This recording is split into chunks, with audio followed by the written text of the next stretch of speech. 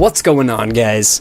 The Wii U modding scene has been growing a lot recently, and let's be honest, if you want to have access to RedNAND or you want to have really any access to custom firmware, you're going to have to mess around with dumping your firmware.img, which is a file that actually requires you to have double your Wii U's internal memory, so 64 gigabytes, if you want to obtain your firmware.img. But you guys, that's all changing right now. The future of Wii U modding is moving forward thanks to one developer named Dimok. Now, of course, there has been a lot of different work from a lot of different developers to get the scene to the point where it's at right now, but developer Dimok has been developing an application that allows you to basically run custom firmware without having to have the firmware.img or have to go through any big hassle to get to the land of custom firmware.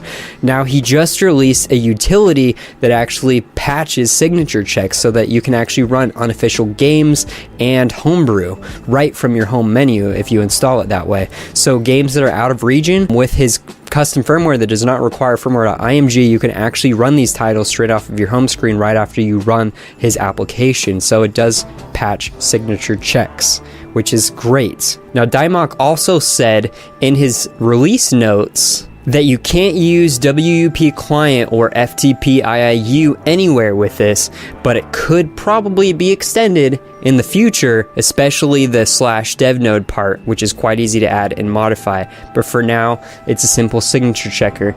Now, not even a week later, Dimok has something new to show the community. It is an extended version of a signature patch checker that actually pretty much covers all the points that an actual custom firmware covers. One of the big things that iOS U-Hacks could do was run a server in the background that you could push commands from your computer to your Wii U and modify stuff on the fly, which there's been already big hacks involving the virtual Wii that use this process. But of course that requires, again, the firmware.img file, which of course requires a 64 gigabyte SD card to be able to even get started with it. The whole entry point to be able to get into custom firmware has now been lowered from this high bar down to a lower point where a lot of people can actually do this with no hassle. So not even a week later, Dimok has a new update for his program. He says, I've written something new. It's a full-featured iOS U-Hacks custom firmware-like thing with WUP server /dev iOS U-Hacks node, all the signatures, check patches, and a full OS reload, which makes it a clean firmware again. The difference is it does not require firmware.img on your SD card or anywhere